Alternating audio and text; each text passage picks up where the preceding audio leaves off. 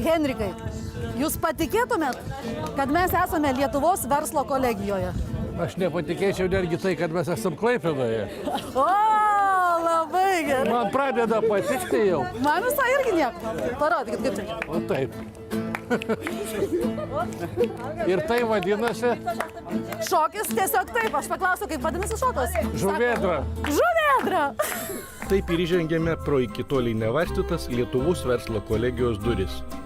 Ši aukštoji mokykla, beje turinti filialus Vilniuje bei Šiauliuose, ruošia informatikus, buhalterius, būsimus verslininkus ir, kas jūriniai valstybei itin reikalinga, būsimus rekreacijos bei turizmo specialistus. Kartais aš paimu ir supainioju, Erika, viešuosius ir privačius interesus. Dabar ieškau geros vietos, kur galėtų studijuoti mano anūkas.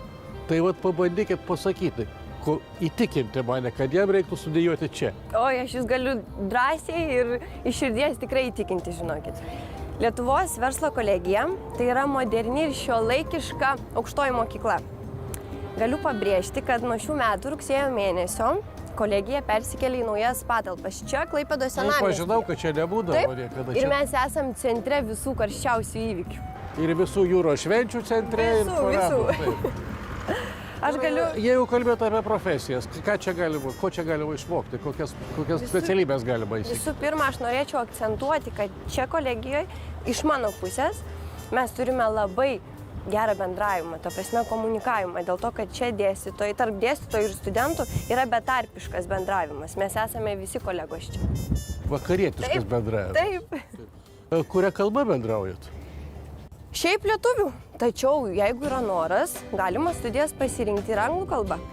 Paskutinis klausimas visai ne mano sugalvotas, o režisierius. Taip.